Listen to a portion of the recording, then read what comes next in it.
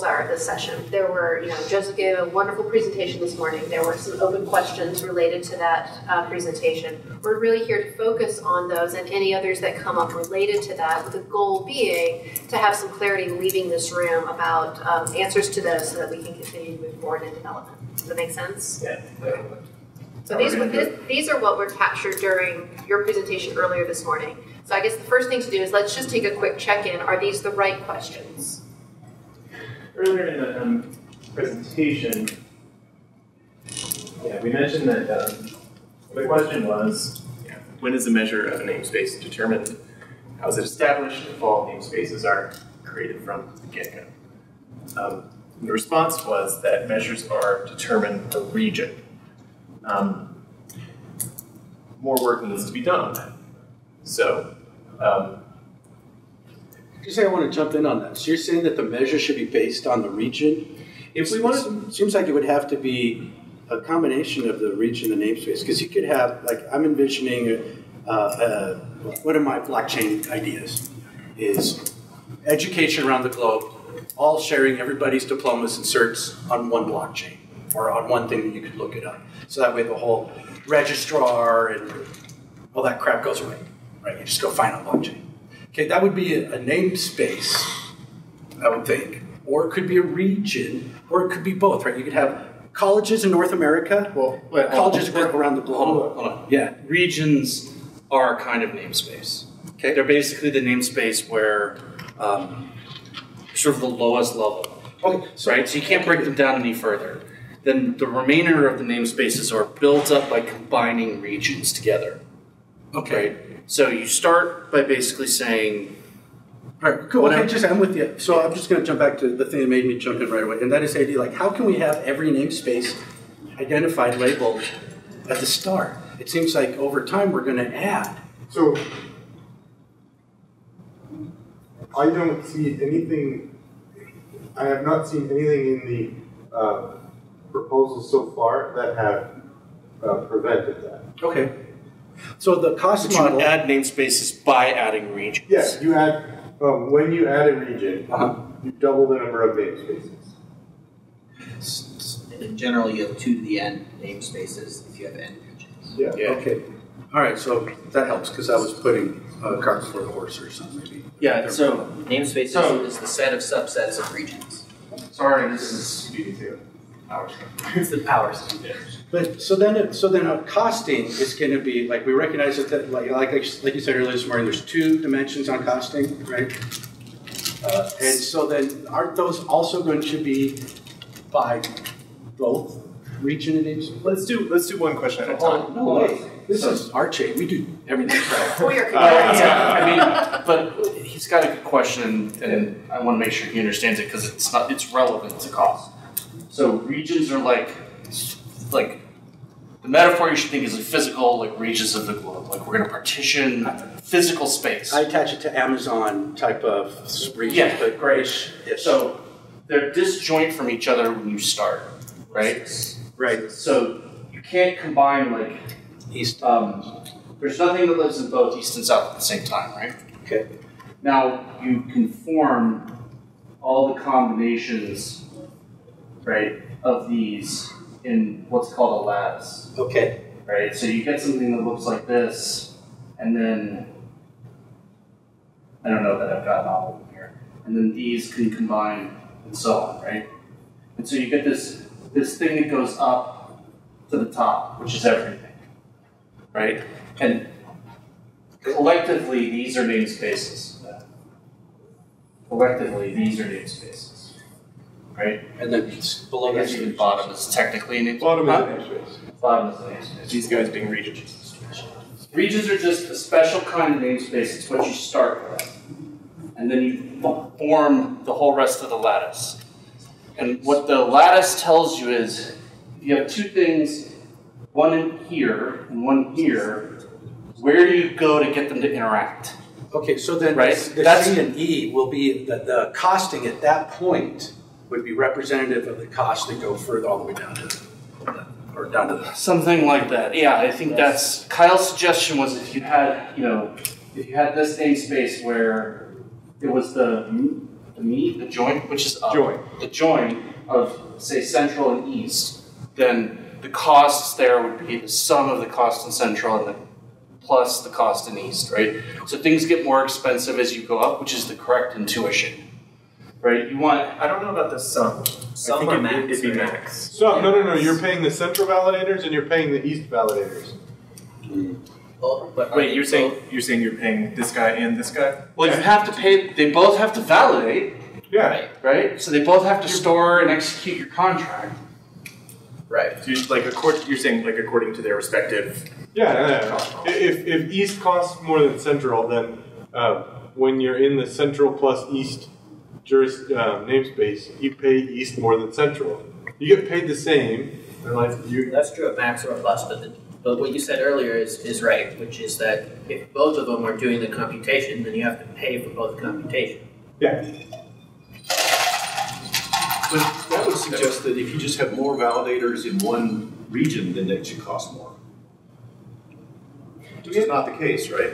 Well, do we have any notion of safety across namespaces, like the proportion of validators in each region?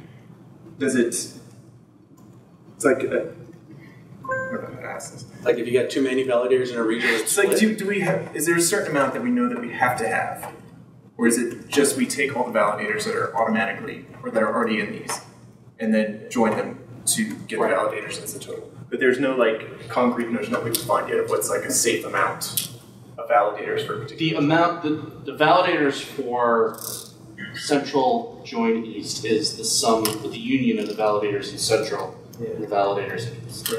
Right. You don't really have to worry about. Well, you're not really worried about being overwhelmed. What you want is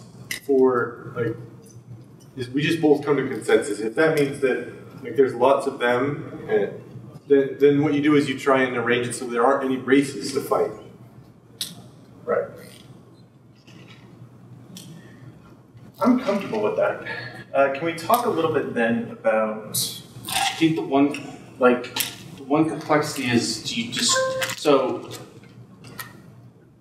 when you sum the costs, do you how are the rewards distributed when you charge for resources? That's a funny question. No. There are 100% of it, as it stands, is forfeited to the miner. Which miner? So it's like initially you pay the cost of. We should distinguish here. You pay the miner for their resources. For the validators, it's like they get their rewards for participating in the consensus protocol, right? But the initial gas that you're expending is given to the beneficiary address, so the miner. What miner? What's the difference between a miner and a validator? It's like my understanding is that like when you have at least like when you submit a transaction, someone picks out your transaction, right? They run the program, okay? They get a result, send it to the validator pool, consensus, they all confirm the result. No.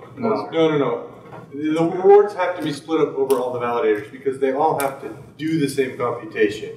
You can't look at the computation and see that it's right without just doing it. Computation. No, of course, yeah. There's no distinction. Just take the word miner out of the Sure. vocabulary, so the rewards go to the validators, but I don't know how you split it up. Right? Rewards. So if you send transactions to a node that's not a validator, it doesn't need to do anything other than forward it to a validator. That's a departure then. It shouldn't be. Why? What did you have a miner doing versus a validator doing? Well, sorry, I guess like my knowledge of this sort of system just kind of works. And there's strong precedent for getting things about in the area because we're very different platforms. But when their transactions are constructed, you specify a beneficiary address. And the leftover gas is converted back into ether, and then part of that is given to the beneficiary address. You get part of if there's any left, you get a portion of the leftover, and then what you don't get left, or what's not left, is given to the beneficiary. You don't have like a change address that you can send it to? What do you mean change address? It's sent back to the If you same send a address. transaction, you send it like if I have an address that has 50 Bitcoin in it and I want to send 25 Bitcoin to someone else, I specify the address I want to send it to and a change address, and it splits it. So the way that it works, the reason it's set up the way it is now is because of proof of work and actual mining.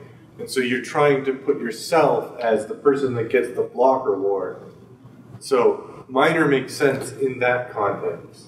I think he's also saying that transactions can dedicate some of their fees to the node that they send it to. Is that That was my understanding, yeah.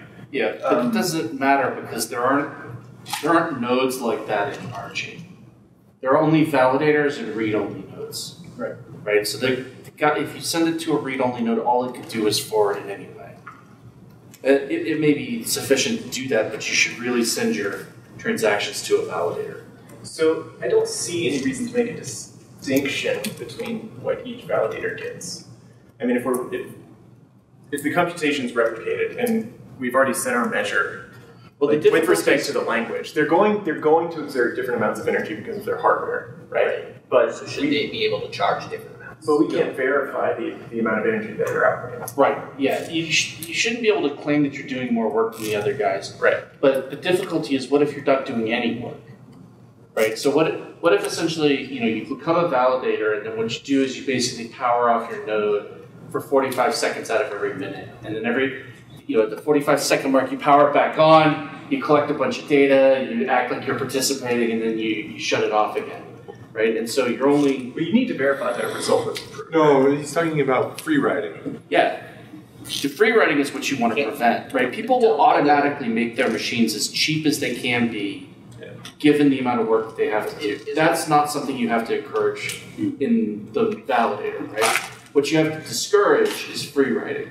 So if you've got a validator set, it shouldn't be possible for someone to collect fees without actually proposing blocks. I have a concern around that because that validator set will change over time as well, right? As we add more users, that my namespace that's within Central Union East, that's going to change over time. So the cost of my transaction today at 8 a.m. and then tonight at 8 p.m., if we're successful, it should go up in a way or maybe it goes down. I don't know, but It will the certainly network will fluctuate. grow. We should make that clear that neither Ethereum's model nor this model can prevent fluctuations in gas prices. Yeah, that's why they took it out of the inflation. More or less expensive. I'm just asking, is there going to be a snapshot? Because if I join that space after the transaction that's to be supported and had a cost associated with it, and then there's some costs and money's going or whatever, coins are going out to people who were in that namespace at that moment at 8 a.m.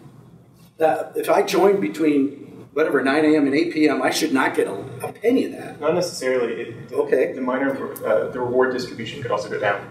Okay. If we want to, if we keep the amount constant, if you choose to keep the cost of the transaction constant, right, then each validator would just get less of a reward. Well, if someone's going to be able to project into the future the smart contract that I create right at this moment and what it's really going to cost. You can't project into the future what it's really going to cost. Okay, but At best, you can together a get little a bit. reasonable. Okay, if I can't, but I want to be put to that reasonable estimation in place as I'm writing it, and I put it and I commit it to the chain. Now I know it could change over time, but can it change so much in that first moment that? No. Okay. All right, hold on. I want to press pause for just a second. There's a conversation that's happening in the other room that impacts you. Can you talk to Meta for just a second? Sure. We need to code, Joseph. This would be better. No, I can answer one of the. Okay, good. One of your. Anything else? No. It feels okay because you're standing up and it's One of them okay. was about price changing. If you want also- One of them was about can you join after and pick up fees for something that occurred before? And the answer is no, because one of the things that you have to decide, or one of the things that consensus decides is what happened after and before. So joining or becoming a validator for the namespace either occurred before that code was deployed or after. And based on that, then you're not going to get rewarded because you weren't part of the validation pool at that moment. Okay. Good. So we know who the validator pool is. Okay, and then that would be, that's if you will, a hard number to go into determining the cost model. It can go up, it can change, but you've got something right there. Even if we know 7 seconds later, it can change. Okay. Yeah, I'm not exactly sure, which is why I asked this question in the main group, right? Because essentially, what Joe said is that in an abstract way, there's a measure function on the namespace, and that determines how resources are charged. And that has to be written into the blocks somewhere, probably when you update the validator set, right? So, whatever the rules are from the consensus protocol about updating the validator set, there will be some similar kind of set of rules for how to update the measure of resource costs, right? But I don't, Well, and then you could just go back to that prior block. That's golden. It's solid. Boom. There's all your inputs. Okay. I mean, in general, right? Like, what you want is sort of, if people are going to invest hardware in building a network of validators, right? They're going to tell you, like, we've built. You would like for there to be regions where people say, storage here is incredibly fast. Every validator has agreed to put SSDs in their machines, right? And put them on NVMe bus so that they're as fast as they possibly can be. That's expensive, right? So we charge a lot for storage here, right? Whereas down the road, in another region, you've got guys who are like, we all had these giant old EMC arrays that are like out of date, and we just had them sitting around. And so here's a bunch of, 4,800 RPM disks, right? And you can put gobs and gobs of data here, but if you want to get it out, it's going to take a week, right? So, storage here costs almost nothing, basically slightly incrementally more than the price of the power for the storage array or something like that, right? And you want those two regions to be able to run different contracts, because if you're running a search index, you want to run it where there's speed, and if you're running a bulk backup contract, where you're backing up your data, then you want to run that where storage is cheap. And those are two different applications, right? So you don't want a bunch of validators coming into a region to change the measure by a large amount, or all the applications running in that region end up performing poorly relative to what they were hoping to get when they deployed there, right? So does that all make sense? Everybody's nodding, so I assume that everybody agrees that that's coherent. That was very clear. Okay. Nash, I just had a question on the storage point. Within the tuple space, is that replicated at multiple nodes and validators, or is that... Yes. All the validators have to store the tuple space. The entire tuple space. Well, for their namespaces that they're validating, yes. Right? So if you're in East here, right, you've got a bunch of namespaces going up to the top that you validate for, and eventually it gets to the top, right? So you have to store the tuple space for all of these. Now, most of them will be empty, because there won't be anything to store them. Or even if they're not empty, most of them will be empty most of the time. So like, what'll happen is, like, if I want to exchange, with a wallet that's not in my namespace, right? Like, we'll push some data up to the join namespace, do some computation, everything will leave. Now it's empty again. And so, how would rent be distributed? Because as the number of validators within that space goes up, right? Just call it amount of gigabytes you need goes up. And so I was just wondering, like, so there's sort of a minor diseconomy of scale, right? And I know it's there's a diseconomy of scale in the number of validators, and so you actually want, like, whenever you're designing a distributed system, you want just as much replication as is necessary for your application, and no more, right? Yeah. So if you want some amount of federation because you don't trust A and you don't trust B, you want to find the smallest set where, okay, well, I trust that set, even if I don't trust the members. Yeah, so safety goes up as you go closer to the top. And cost. Right? Cost goes up as you go up, safety goes up, because you're replicating across more validators up here. Right? So you would think naively that you just want to run at the highest level, but it's expensive and it's slow. Because right? it's as slow as the slowest region. Yeah, so latency goes up as you go down. Or latency goes down as you go down to the bottom. Right? And cost goes down as you go down to the bottom. So you're encouraged to find some place down here where the safety is good enough, right? You've replicated across enough of the regions that you're happy that, like, if the East Coast gets nuked or whatever, then fine, my data is still going to be there. What's that? I said the South. Who's taking out? Yeah, right. So, what? Because we want to actually save some work. That's kind of the point of concurrent computations. I want to do part of the work over there, part of the work over there, and then communicate.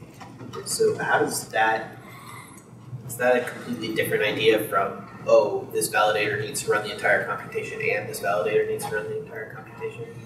No. All the validators have to run all the computations in their namespaces. Always. The way that you gain from distributed work is a single validator can spread it over multiple cores. You better handwriting because the validator really. You can only do that That's not splitting. distributed, right? That's A node might be locally distributed, but you can only do distributed computing in the model you described when you trust the other guy. Right. So we don't. So that's not what We're doing decentralized computing, which isn't quite the same as distributed computing. I thought we were trying to marry them, but We are. So in the sense that Polygamously. right, with it. Well, no, we have a sharding system so that you That's can. why we're in Utah.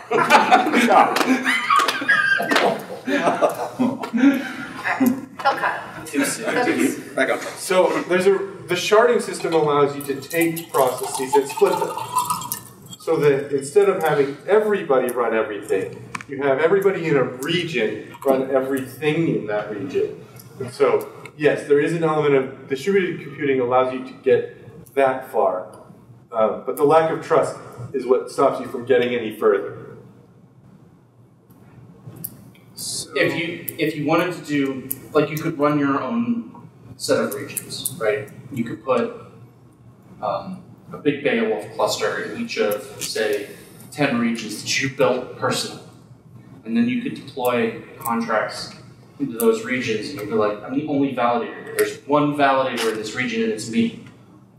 That's perfectly distributed exactly the way you want, right? But no one else will run a smart contract there because they don't trust you. You can still validate with other regions, right? You can transact with them because you can tell them exactly what happened on your part of the chain.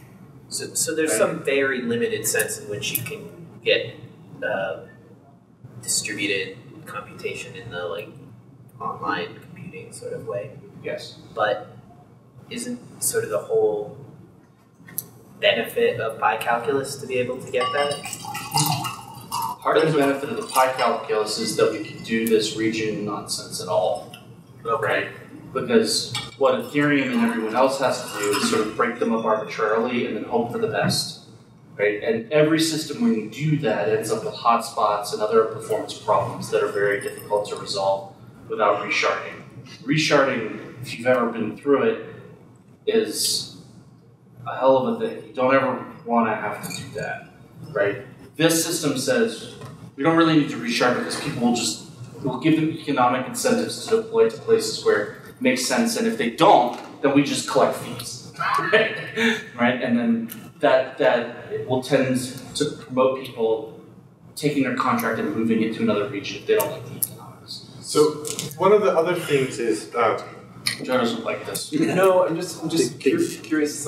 Sorry. one of the other advantages of using something like the pi calculus is that it tells you exactly what commutes and what doesn't.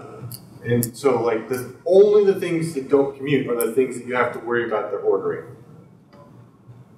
And so that allows everything's apart. No. What doesn't? What doesn't commute? Fours. Yeah. Region red, like comm events are the parts that don't commute, so you have to order them. But even then, like comm events on the same name. On the same name, yeah, like on an overlapping set. I think it's worth spelling out somewhere, and I don't know if we have this. Probably we do. What you just said about what pi calculus gets us in terms of sharding that Ethereum fucks up on. Yeah. One of the cool things that row calculus gives us is the ability to automatically construct names in the right namespace. So since we have a structure on names, Mike and I figured out that we can abuse the structure of not like in the mathematical sense, like abusive notation. We can reuse the structure of processes to construct names exactly where they need to be, because we have structured names.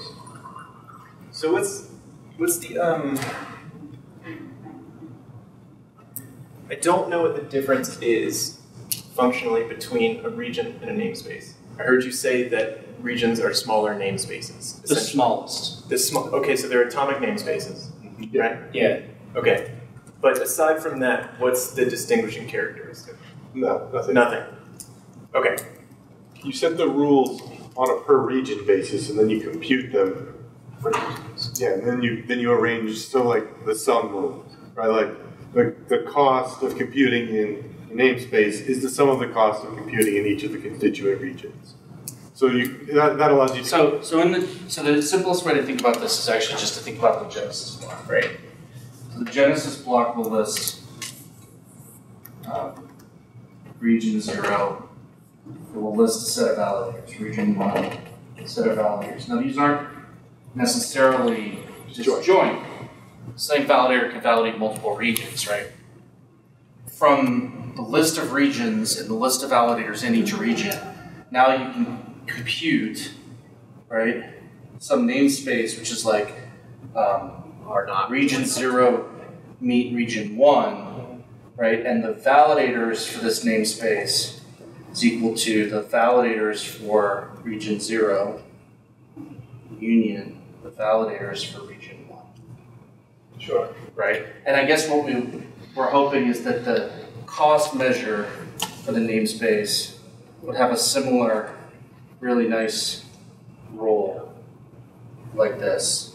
So it actually might, you would want that to be a floor for the cost, because here? Yeah, it may be more expensive to have May East communicate with May West than it would be to just communicate within May East and just communicate within May West. Well, in that case, you could standardize a cost across the namespace and keep it consistent through all of the inner regions. And then they can just switch. It's not typically, sorry to interrupt. It's not typically the case that you pay extra to send messages. It's just that it slows things down when you do. Okay, then that's probably just fine. Shouldn't the validators be able to decide the cost model in the namespaces that they're running in? Ideally, right? Ideally, you'd want it to be something they reach consensus on. No, it has to be computable.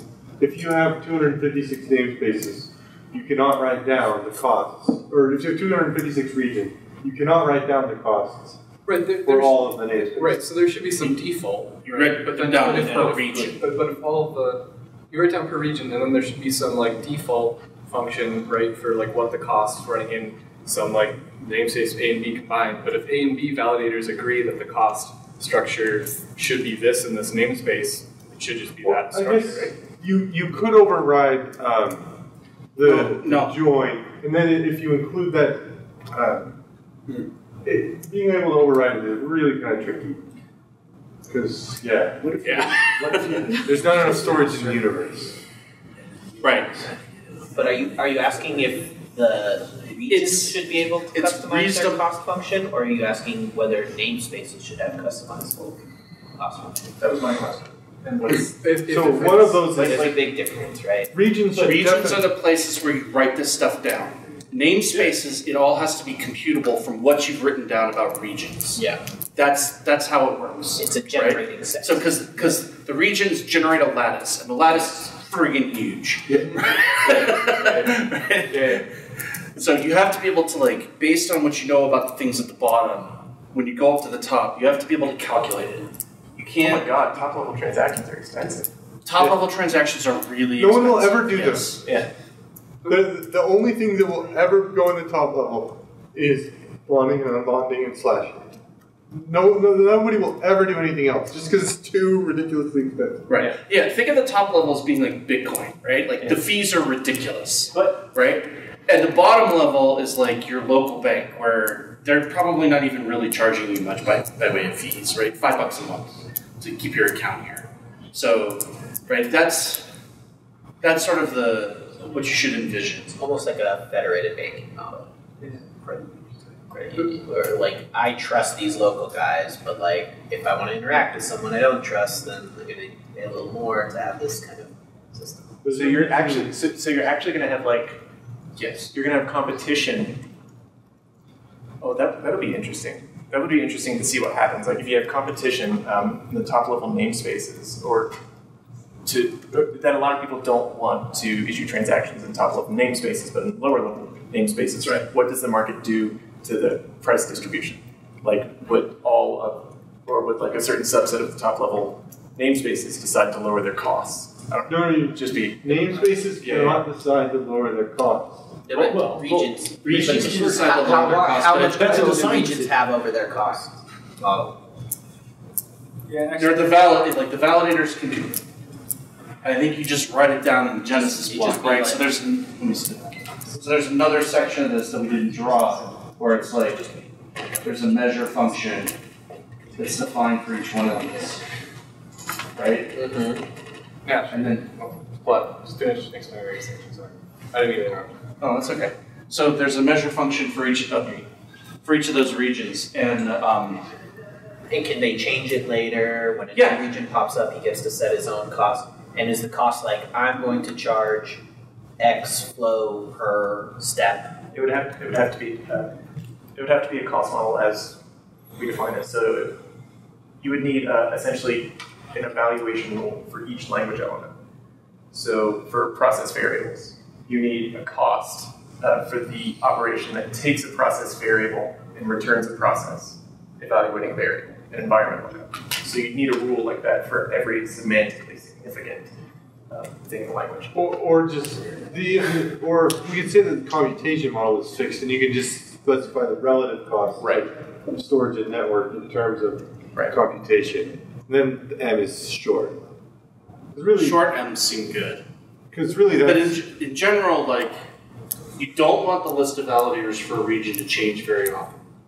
And you don't want the measure function to change very often either, because it impacts the predictability of, so the validator list tells people how much they should think about trusting that region, right? And the measure tells them what it costs them to deploy there. As a validator, If those are highly volatile, then that's bad. as a validator, why would I want to just join the region that has like the highest measure? Probably would. Because it might not have any transactions, right? Because the place that has a low measure is going to get more wallets in it because they'll be cheap. And so you might actually make more money there, right? It's the make it up on volume idea. or you might not meet the requirements to join, right? That's the other It's expensive because it's SPACs. But like, but it doesn't also like create an issue because like would you want like ideally somehow your validator set to be like semi-random?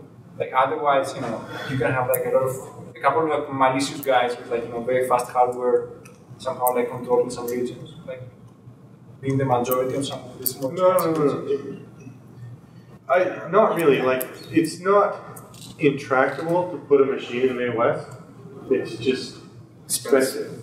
So, like, I think that the idea that, like, somebody at home with their video card is, like, their presence or non-presence is making the network more safe. No.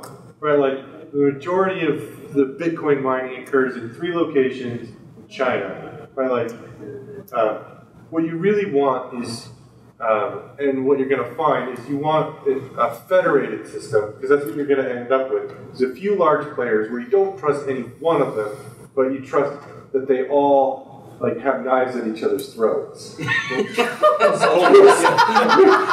It's maybe decentralized.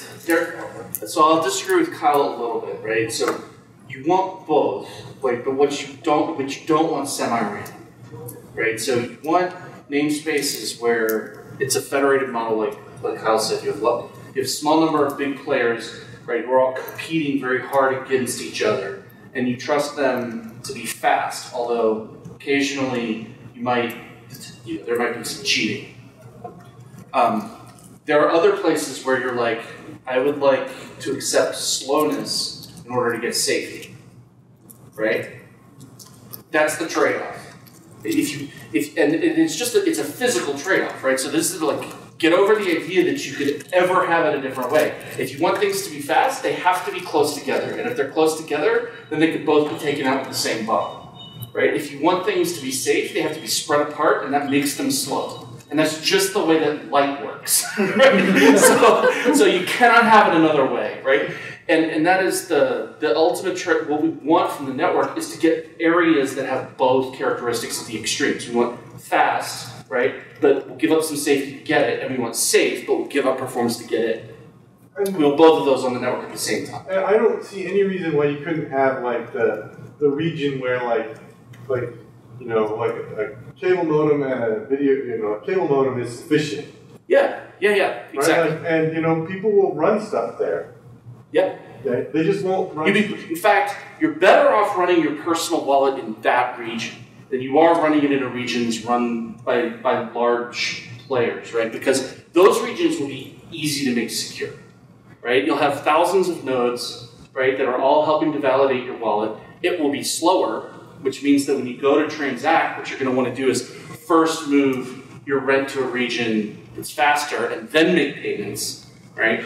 But your main bank account balance you want to keep somewhere nice and slow because it's going to be safe, and that's going to be lots of independent people validating at home. So, but where you want your wallet and where Overstock.com wants their wallet, bingo, are very different.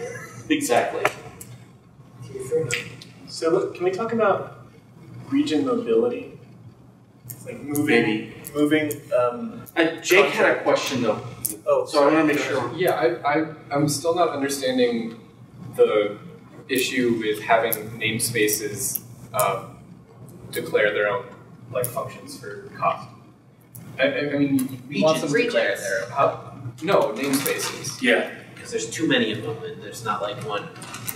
You can't but if the validator set in that region decides to have a cost, it decides to put in the work to create a cost structure of a certain. You're saying that if the regions, you're saying if the regions reach consensus on, if the regions could reach consensus, each one of them on the cost model themselves, and then with each other, could you standardize that to a namespace? No, I get what he's saying. Is that what you're saying? He's saying that the validators in A join B could come up with a cost model that is not the sum of A plus B. Right. So now the question is, what do you do with A join B join C, and A join B join D? Right? Is it any namespace that includes this? Right? We have seated control over this piece. Right, and so we use the sum block. I mean, I just imagine you just treat that like a region as you would the regions when you're doing Now I can give you a let me ask you this. Where would you publish the information about the function? In the namespace. Okay, but I'm in C, right? And you're working with Jamie in A join B. Right. I don't track your stuff. That's fair. So I don't know what your function is. So it would need to be. But I have to track the function in A and the function in B because I have to keep track of all the validators. So maybe it needs to be stored in the same place as the. Okay. Right. But then the storage cost gets large because it's stored impacting. Right. So it's essentially the only place you can put it is at the top. Right. And now it's expensive. And then you have this problem. If A join B sets a price, and B join C sets a price, and A join C sets a price, what's the price here? Yeah, got it. Okay. Right, forcing it to be this means that we know the answers. And everywhere. Otherwise, the thing about this stuff at the bottom that's so sweet is these functions are all commutative and linear, and associative and everything, right? Like these are really sweet equations down here because if they're true, like a whole lot of stuff is cheaper than dirt, right? Like we can figure out a lot of things from just a little bit of information in the Genesis block. So do we know for sure data sets need to be equivalent in size to form a namespace? No. Say what? They don't need to be equivalent in size at all? No, not equivalent in size or state. In fact, it can't be that way because when Iton fires up his Beowulf cluster in a region with one validator, right, he still wants to transact with the world. Yeah. So his region A is small, has one validator in it, but he wants to send Rev from the wallet that he's running there to some other wallet running in B. He's got to do that from A join B, or ABB. Or a higher namespace that it trusts more first. Well then, so only part of your computation, like it's not necessarily that you do the cost of one plus the cost of the other. I don't understand that. If you have like, if you're talking about reward distribution, then you would distribute it proportionally to the size because that's the work that was performed. So if I have one guy over here and 10 guys over here, then 1/10 of the reward goes here, and then 9/10 goes here. I thought we said. I don't know. That was a question I asked earlier that I thought we needed. So no. We've got time what I to was come back to that. proposing was that the cost of running an A join B is the cost of joining an A. So the validators in A get the same reward that they would get if you just ran it in A, and the validators in B get the same reward that they would have gotten if you just ran it in B. And their policy about how to split that up between validators within, or Yeah, so like validators within a region is up to that region. It almost needs to be that way, Wait, right? hold on. Otherwise you can't, Regions could have like, different. you can't figure out what the join cost looks like. yeah, I think that like there's one obvious choice, and it's this one, and I think any other choice needs a long justification of why you should do that. So is Sorry, that hold on, let's I want to understand check in this. real quick. Do we have clarity on when is the measure of the namespace determined? Yeah, Okay, that's what I thought. And we have clarity on how it's established? it's in the Genesis block. Yeah, okay, fantastic. Okay, hold on. Genesis What block. were those answers? Because I was just about to say, so then maybe you and guys. adding new regions So fail. the measure of the namespace is determined by the region, correct? And it's established at the Genesis block.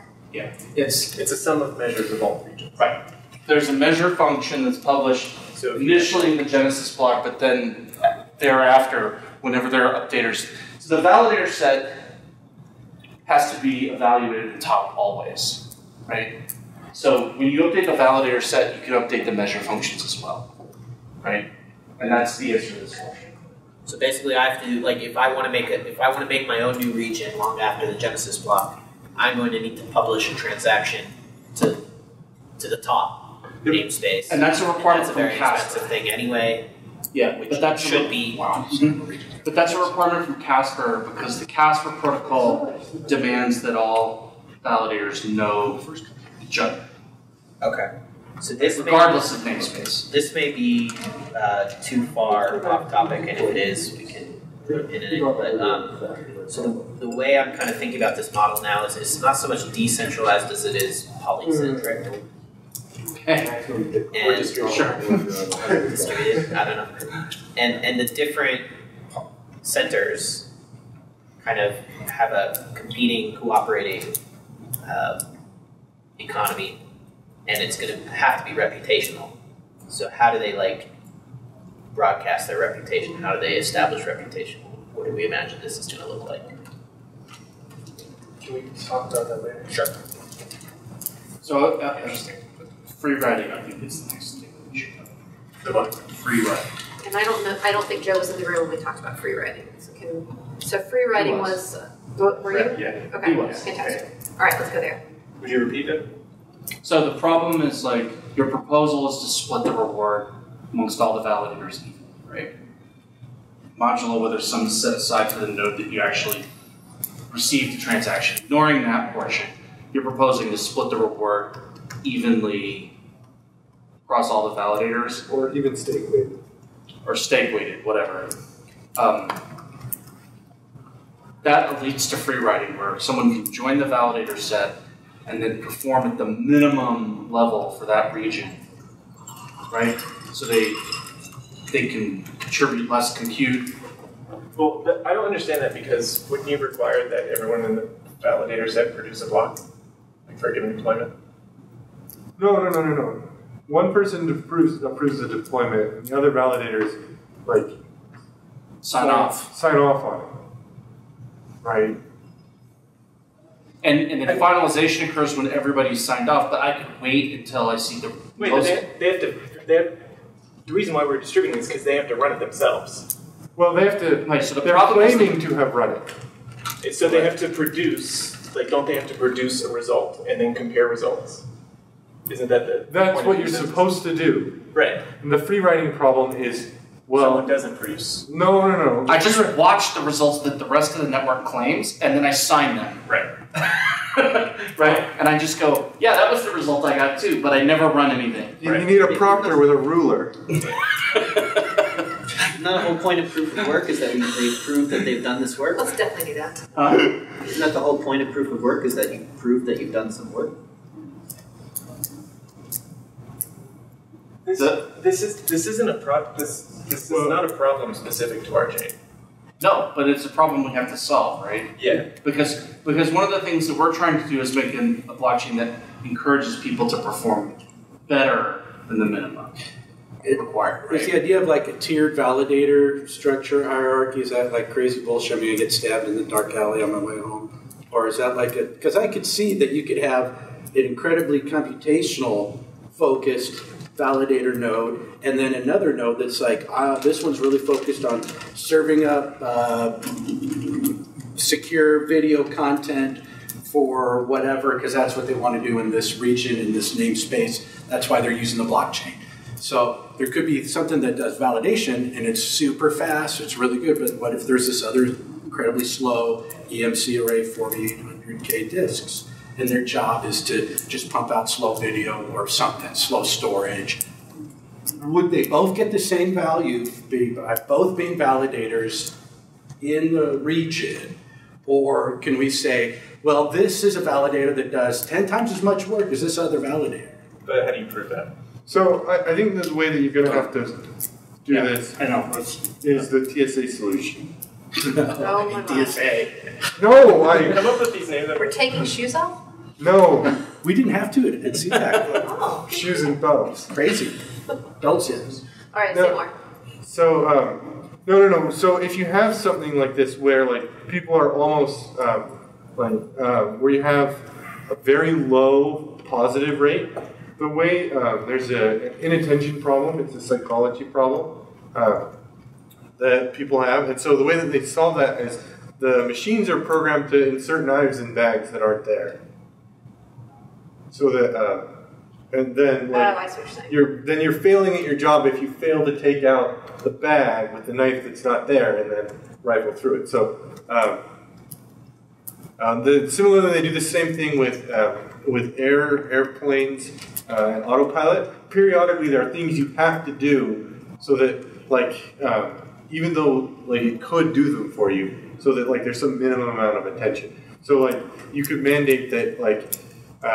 In order to prevent this, right, like every so often you have to, in every block you throw in a bogus transaction, and then somebody else has to figure out which one the bogus one is and put in their own. Or you could just randomly select them and force them to propose a block, right? Within the constraints of the network. But you can still free ride all the rest of the time.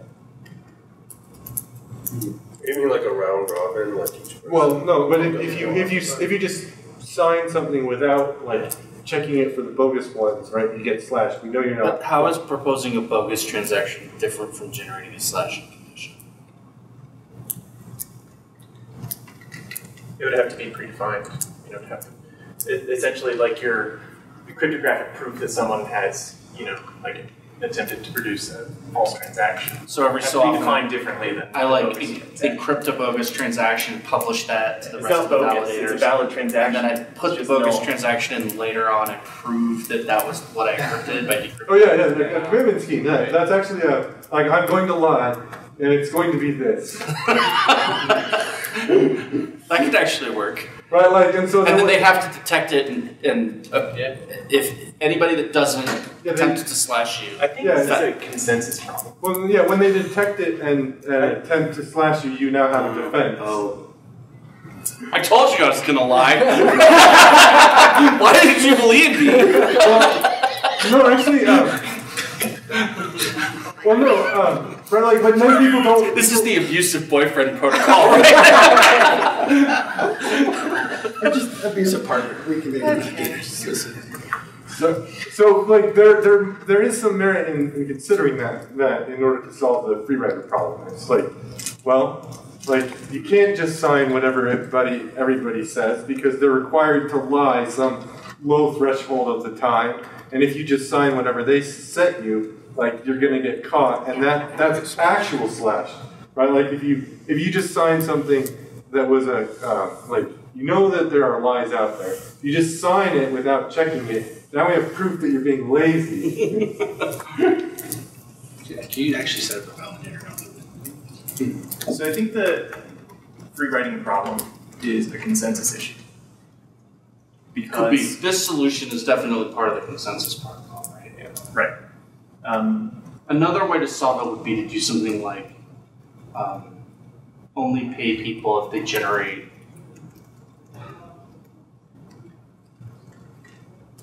I mean, the way that Ethereum sort of solves it is that the block rewards go to the people who mine the block, right? So if you're if you're one of the guys who's generating a lot of blocks that everyone's using as justifications, then you get a disproportionate amount of the rewards. Yeah. Right? So, it might be that you can only determine what the rewards are once a bunch of other blocks have been published that use your block as a justification or something of that nature. Yeah. Rewards are only distributed after the block is finalized. Something like that, Yeah. And maybe that's sufficient, right? Like, if you don't propose blocks, if your blocks you're not doing anything to, like, little red hen principle. What's that one? Sorry. Little red hen principle. I know, it's just hard to keep track of all these metaphors. I like this metaphor so much. At least it wasn't like the diff you read, little red hen principle. I have Little red hen named Diffie and a dog named Alan. There's some rent that's paid for storage. There's some processing, contract validation reward. Is staking, are these both a subset of the staking reward? Meaning, Yeah, if you aren't staked, you cannot collect these rewards.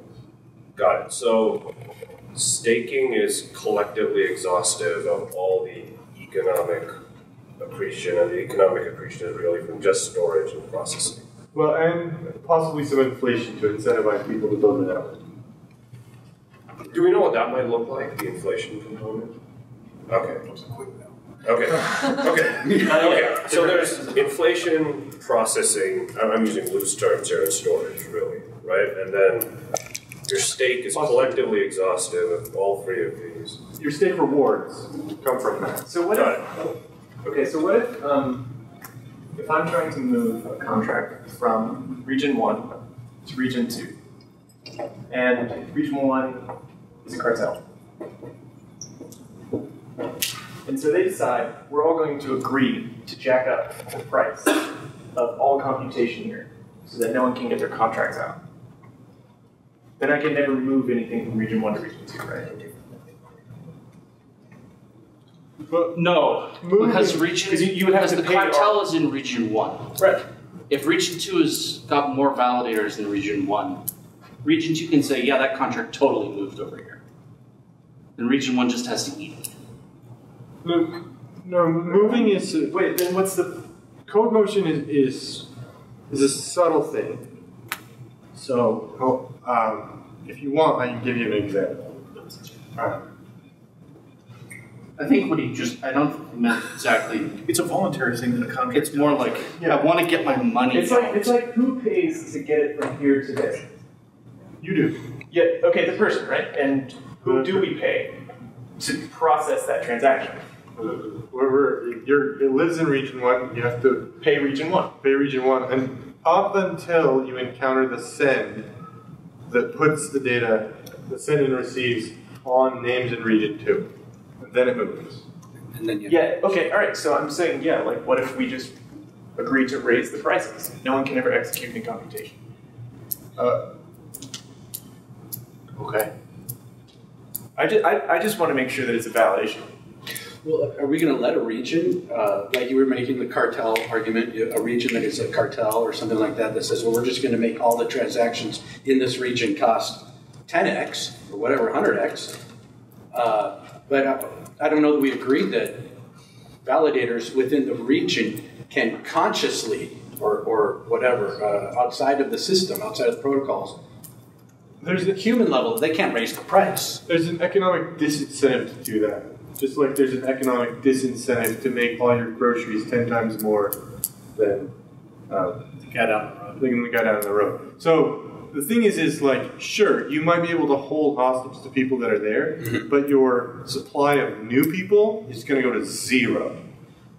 Right? And if your wallet's there, you just decide, is it worth me paying the fee to get it out or not?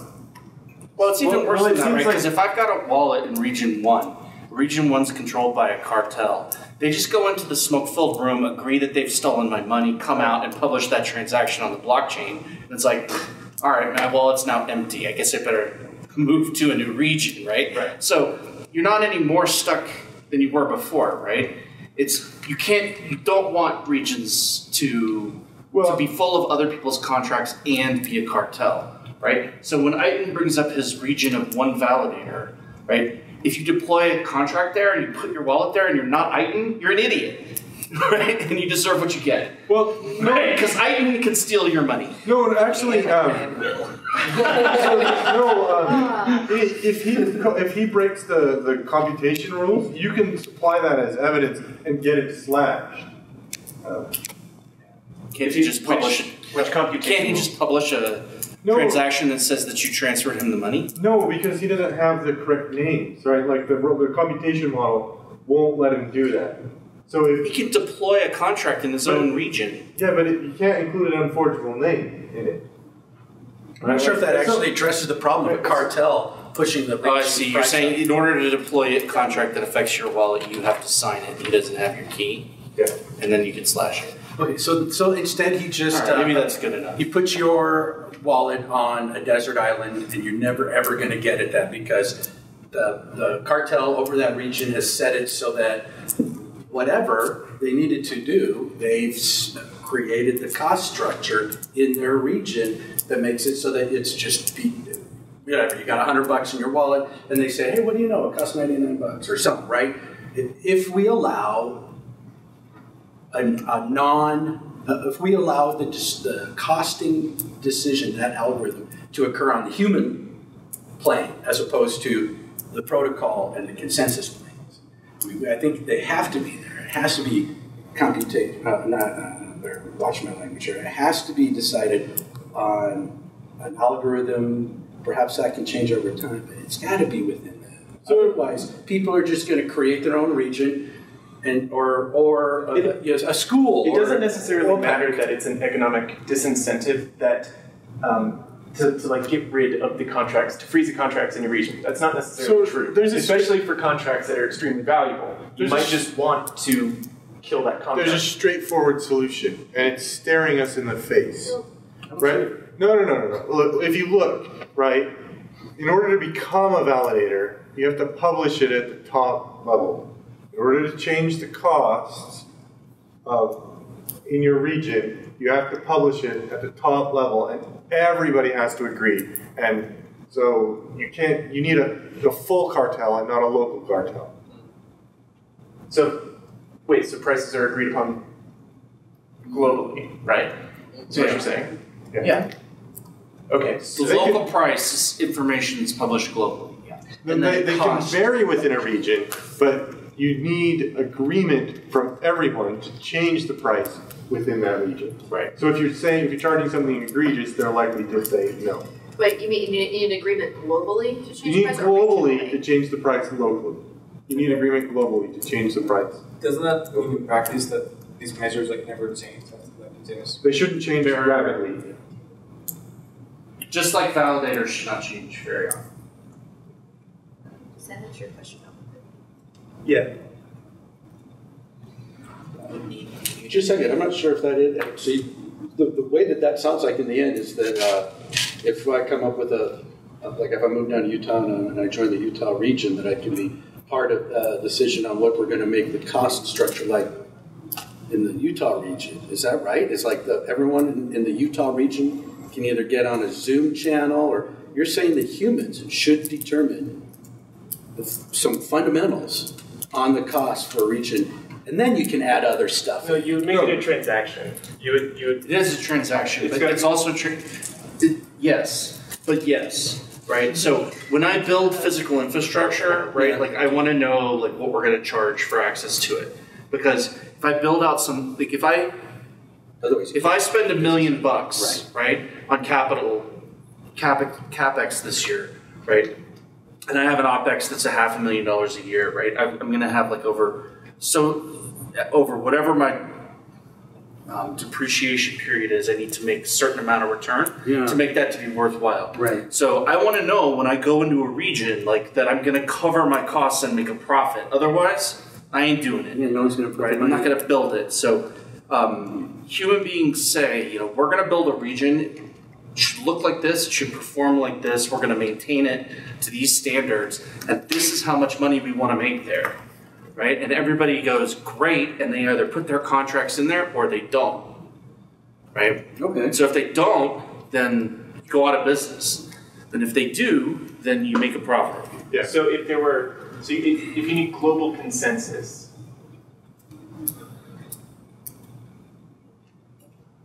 okay, if it's a transaction, then all you essentially have to do is make sure that everyone is agreeing to process this transaction, which changes the cost model of some region by whatever XYZ. But it's not as if everyone has to like agree that this region can change its cost model. They have to agree on what it changed to. Okay. But if I'm your competitor as a validator, like maybe it's not in my best interest for you to allow you like add value like to the network, because I'm going to do some blind. And you are allowed to. I mean, like you should be able to set your protocol to pick transactions that benefit you, right? So I could say if I'm able to identify that some transaction is a transaction that updates the cost model of a competitor region, then I could ignore the transaction, just stall the update. Can I understand that? So you're saying validators are able to establish their own standards despite the standards of the region? I'm saying that if there is another cartel that can identify that a competitor region, or if there's any region really, can identify that a competitor region is trying to lower, say, its costs below our costs, then I can block that transaction by just ignoring all transactions that come from that region. Kind of defeating the purpose. I think that might be super hard to do, because you could have a node in a namespace in your region that is decided on its own to do a union or bond with a node or whatever, some more namespace in a different region. It could be the competitor region, and then that independent acting validation node just forces the connection. It would only have to be slightly less expensive than what they would save by preventing the other region from lowering their costs. Like Target will spend up to, like how much would Target spend to keep Walmart from lowering its prices? You know what I mean? They would spend up to essentially 1 cent before the value that they're going to lose from the competitor. So it might be expensive, but there's still. I mean, in general, that's not how competition works, right? So, like, for example, the place where you want to locate your fast food restaurant is right across the street from 3 other fast food restaurants. Right. Because I always wondered about that. Right, like you make more money if you're on a busy corner than you do if you're the only guy in town. But like the gas station, and so competition is like not linear that way. Right? You don't want to pay to like make your competitors worse off. You don't typically want that. you would like to pay to make the entire market bigger, because making the entire market bigger makes you more profit than trying to take from the other guy. So you would have to lower your own prices then. We would like for the incentive to be for everyone to lower their prices as much as possible and still make a profit, yes. Right. So it's essentially the opposite of what's been going on in Bitcoin, right? Bitcoin, the miners want the value of Bitcoin to go up a lot so that their fees are worth a lot, right? But that disincents people from transacting. Because Bitcoin's full, they don't care, right? Because blocks are always full, and their rewards are related to just the block reward rather than the number of transactions. So there's no incentive for them to lower the price of Bitcoin. We would like there to be an incentive to push the price of transaction fees down as much as possible so that lots of people come in. Our blocks would be full too. There you go. Our blocks can be as big as we want. They can't be full. There's no full. So there's no block size in the sense, no block size. There's no block size. Blocks can be as big as we want. Okay. Right? There's no sense in which then how are rewards related to block size? Well, in our chain, they shouldn't be. Why would rewards need to be related to block size? If it was before, I'm just asking a question. I don't know. I mean, the criteria is that, that we're distributing number of validators then. Do we have time to talk about what happens when you run out of gas? When you run out of flow? That's actually... So, we got time. I feel like that's... Hold on, so let's just check in real quick. Is that okay? So I feel like we haven't fully addressed how rent works. We haven't talked about the contracts. We did talk about that before you got in. Okay. Yeah, that one has a trivial answer. Okay. The wallet is associated, when you deploy something, there's a wallet in the same, message. So, whichever contract deployed the message with it. Yeah, you just pass it through, passes right through. With the parameter. So you just pass the wallet. Yeah. Excellent. That was wonderful. Okay, so Joe, why don't you capture the question that Kyle just asked, which was... How do you know when they're out of flow? No, what happens? What happens when you're out of flow? Resume the computation. You delete all their data from the blockchain forever. We were just talking about and find them down. We want to do this. Oh boy. Okay, things are taking it. So they were just asking the same computation, or we say that word so much. You do. The same question next door, which is when you run out of flow, do you have the option to refill? Do you not? My gut response is no, and not necessarily because it's infeasible. Just that I think it would make programming very, very hard. Because given that everything is happening concurrently, if you were to pause the computation because you got an out of flow error and send requests, right, and with an arbitrary timeout measure, but you have to have a timeout measure, right? No, that's not what I mean by... So, no. That's not what I mean. Okay. What I mean is, we just record, this is what happened so far. Here's a hash. Please send money to this hash if you want, right? We put it in the block, and we wait, basically, and we don't wait. What? You write down the result I understand. of what happened so far. Well, along with an address to which you can send funds in order to keep it going. Continue same concept. Well, but no, it's not at all the same concept because it's not online, right? It's not online. You aren't there's no necessity to wait.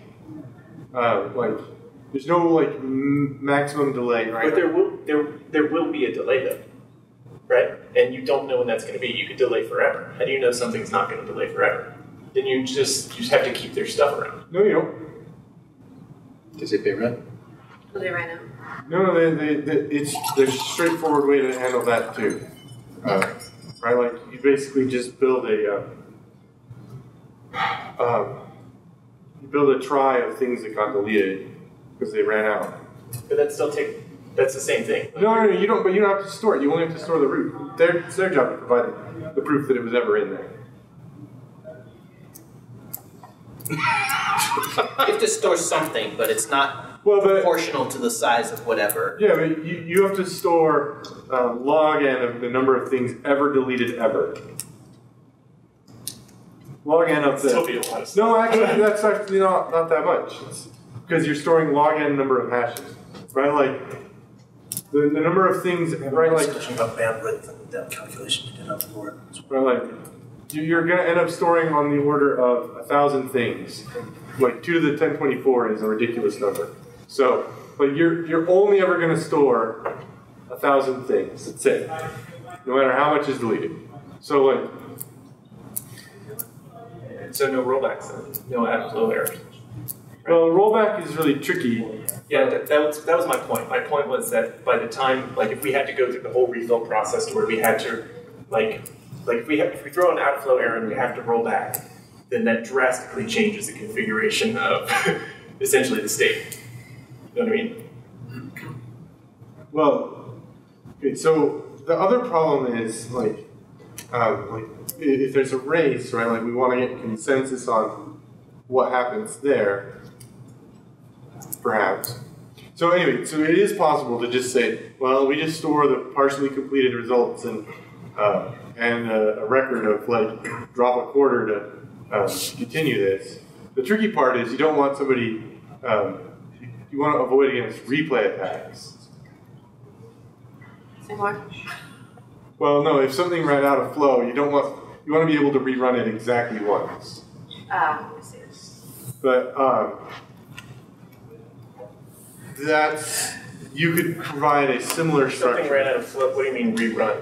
So it ran out of flow, and then 2 people. No, it ran out of flow, yeah. And it got recorded in this try, and I produced a proof that it was in this try and some money, and you ran it.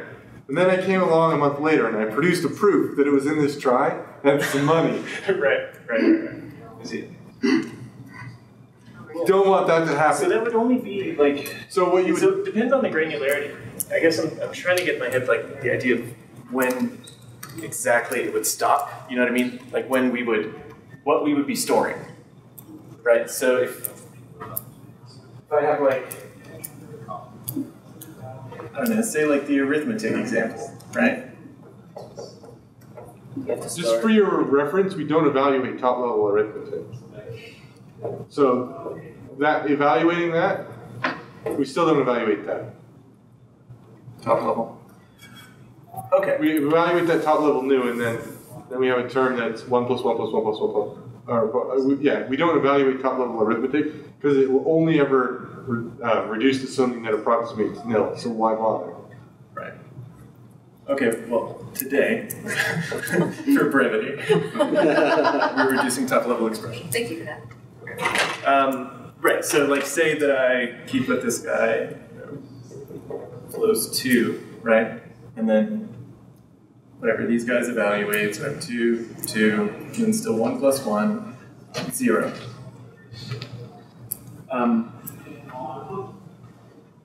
I guess, I don't know, like, if we had produced effects, I guess, or say, like, we were sending a message here, I suppose, and, yeah, let's do that instead. Let's do that. And we didn't have enough flow.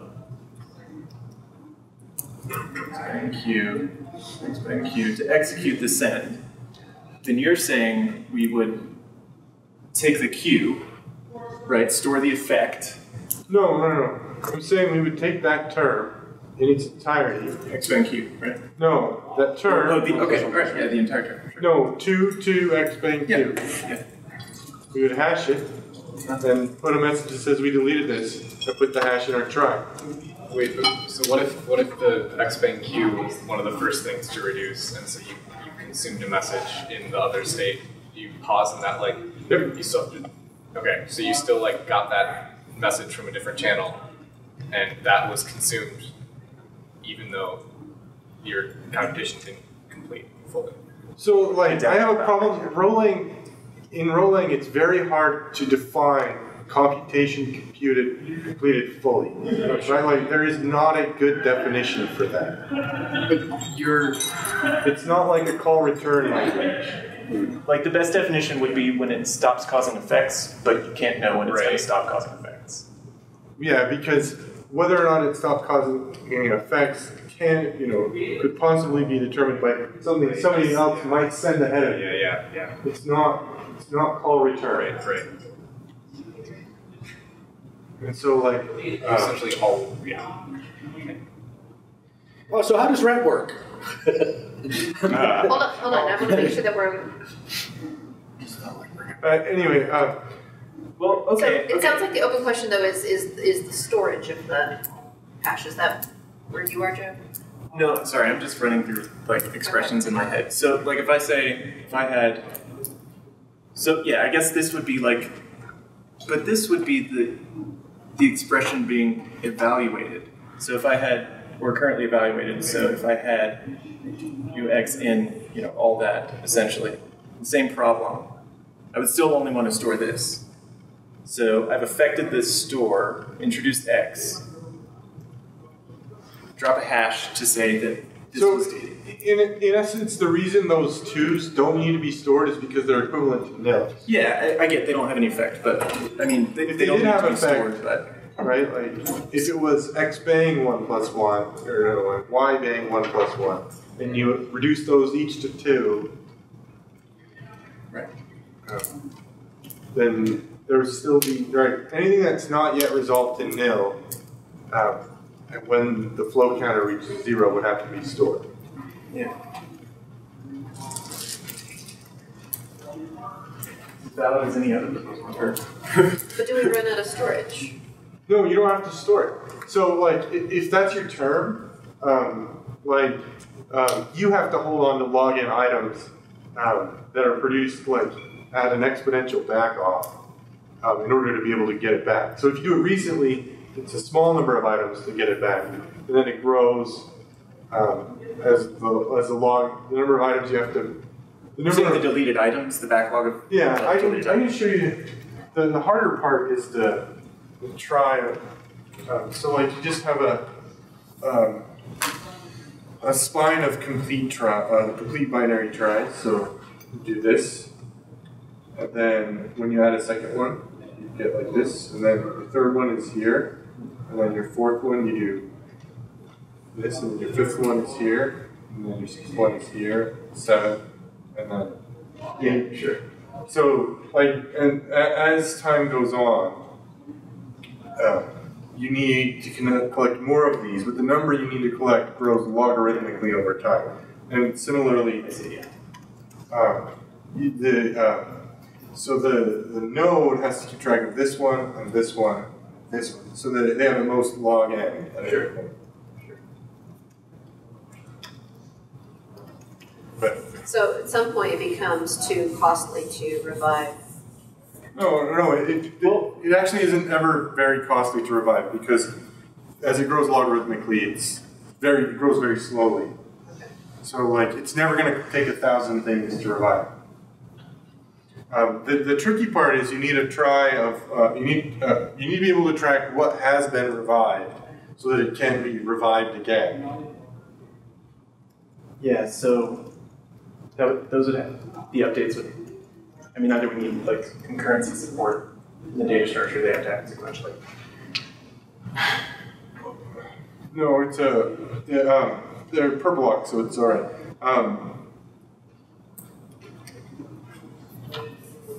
Yeah. Similarly, you can publish updates to. The trickier part is keeping track of whether or not it's been revived. Vlad pointed that out to me. What's tricky about that? Like what data structure do you use? Well, I mean, like, would you just remove it from the thing? Sorry. Then you have like login updates up the tree, right? Right. So updates are login, yeah. Oh, yes.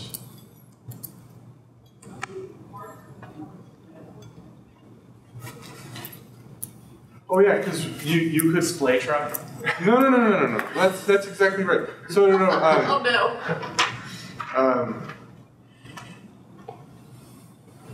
Oh yeah, that produces a hole in whatever. Yeah. Like a contact. Yeah. So then, like, your try goes from, you never refill the hole. No. But you have this complete try right here.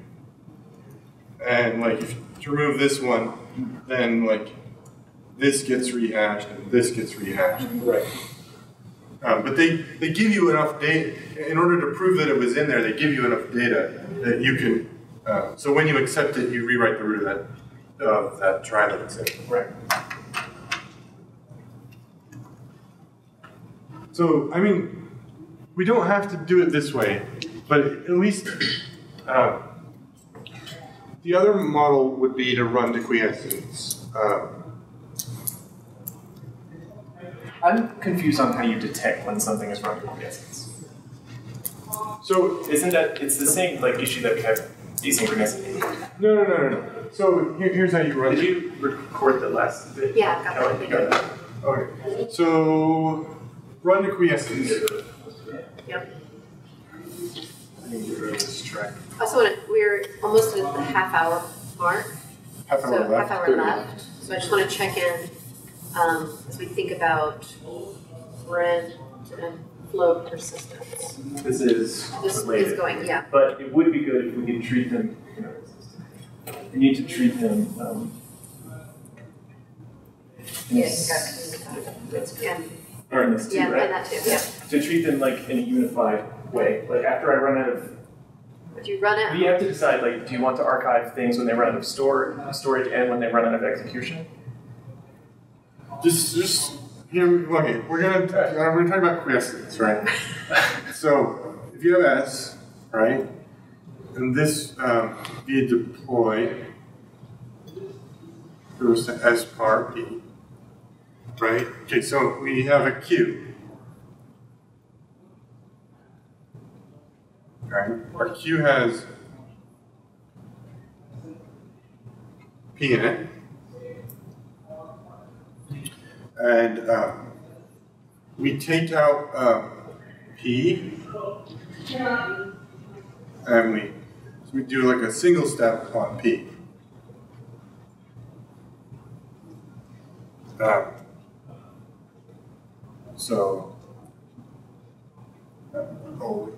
Where's the eraser? You mean one reduction? Not necessarily reductions.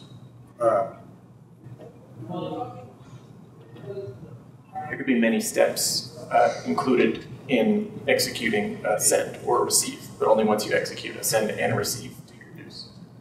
No, I'll try and define single step in a minute. So,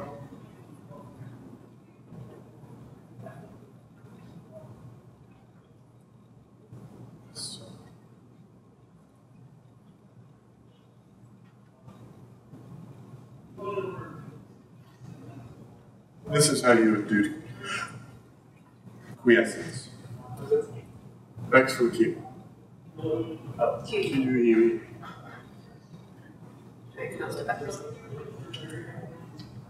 So initially, your list of things to evaluate is P, and so we split P apart into various pieces. So that might be a single step, right? So instead of directly calling evaluate on the send and the receive, we split it out into all the pieces. We let this loop handle it. I mean, you still have to call like balance and receive. Yeah, and a single step on the send would call into space, and if it doesn't get a continuation back, it would not queue anything up. So, like, basically, this allows you to, if you assume you're quiescent to start with, then this will allow you to know when, so you just basically, this will allow you to know when you've run out of things to do from a deployment. You have to, right now, we just run it in Monix task, but that doesn't allow you to track when you're done. Yeah. So you need to know when the queue is empty. It sounded like you were talking about iterating over sequentially. It doesn't have to be sequential.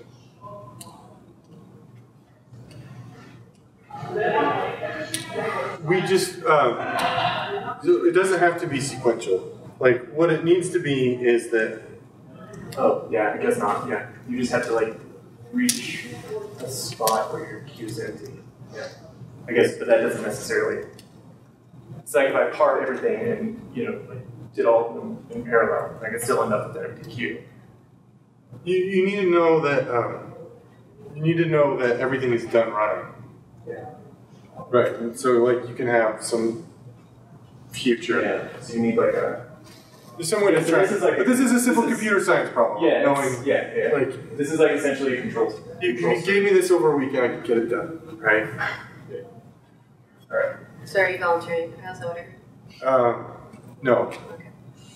It's just saying that. Okay. Anyway. That like quiescence is straightforward to define, right? Like we just run until there's nothing more to run. So the tricky bit that Mike Stay was pointing out is that like that if you have a bunch of races, then one validator, this trace, will get picked over any others. Sure. My answer is don't write code like that. Don't write race code. Well, don't write code where like there's a bunch of sequential races and you like just don't write it like that. Most code is not going to be like that. So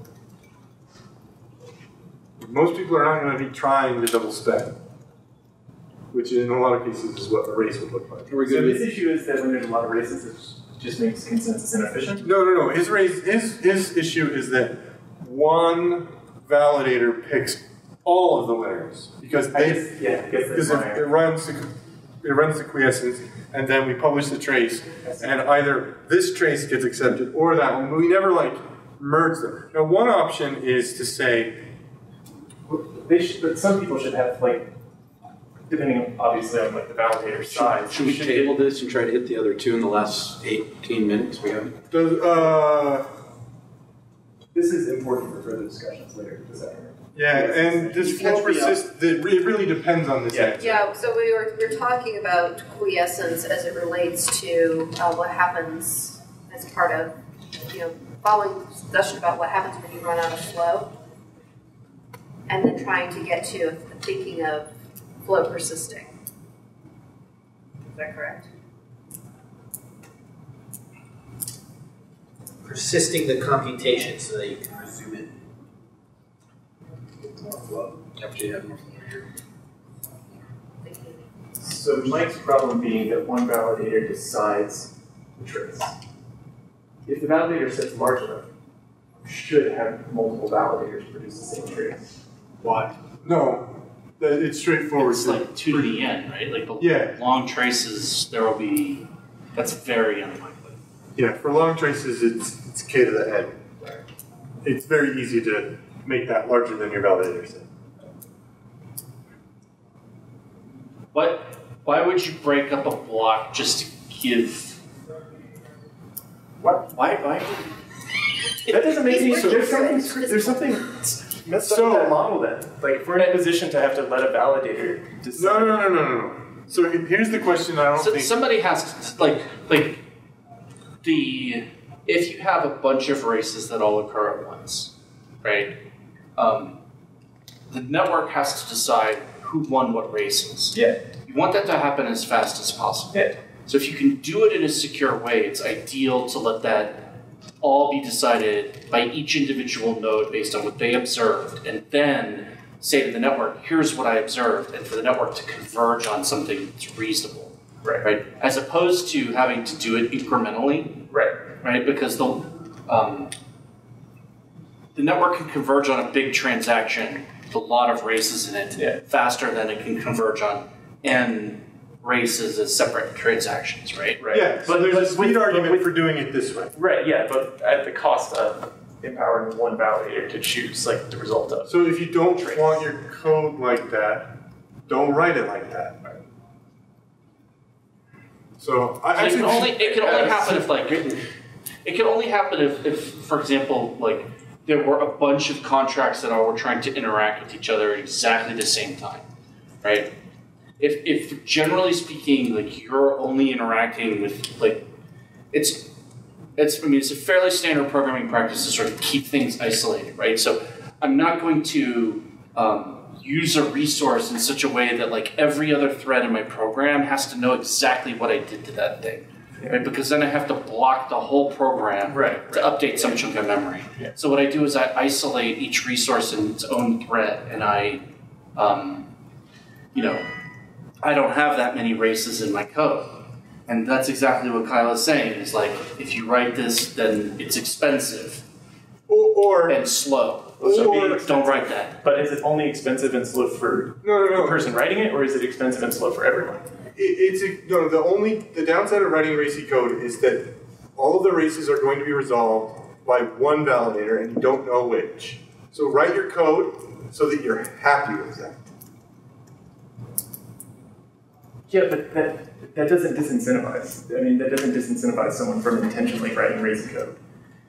No, but then they have to live with the consequences. Well, racy code will also be much slower, right? Because if your code doesn't have very many race conditions, then when it runs on every validator, there's no disagreement about what happened. And it just gets finalized very quickly and it's done. It's definitely best coding practice. Yeah. Well, and it's cheap, right? Because it's fast, right? Because you don't have to wait around for the network to find consensus on you. And so if you write code that requires a lot of consensus finding, it's slow. That probably means you end up paying a lot of rent that you didn't have to pay because your transactions take 10 or 100 times as long, and your contract sits around with pars in the tuple space for 10 or 100 times as long as it would have otherwise, and they're constantly getting charged flow. Either that, or we do it this way and write your contract so that you're happy with one validator deciding all the races in one transaction or in one block, one deployment. If you're not happy with that, write the code differently. Yeah, I mean, we can move on, but I guess the only thing I wanted to say is that, like, if we're centralizing the choice to decide what the future state of the system is, then that's an attack vector in some way. You're like directly centralizing. So I could watch a namespace and see that all the contracts there are written in this stupid way, and then I could stake the network, and I could then do what? No, I'm just saying that like if every time you write a race, it sends the consensus protocol into a tailspin, and we decide, I don't know how. No. It doesn't say that. So if you write a singular race, you're just So the problem is with serial races, not singular races, and I'm okay with picking the validator, or with just we pick among the choices, right? We aren't where we just write a complete trace and we pick among the choices. Are you sure that we cannot do anything against these last two questions in the last 10 minutes that we have? We have 45 minutes. How much time do we have? We're going till 4. Yeah. Okay, for the next 25 minutes? 4:15. Well, I mean, we're averaging over 30 minutes per topic. Because we're going to shift in 15 minutes to shift to the next thing. If we just we're discussing. I think this is really important. I'm just wondering if we can. It doesn't seem like it. So there's a what? Hold on. Help me understand why Brent doesn't make this fairly straightforward, right? When I've got a wallet, it's a very small contract. I pay very minimal rent on it.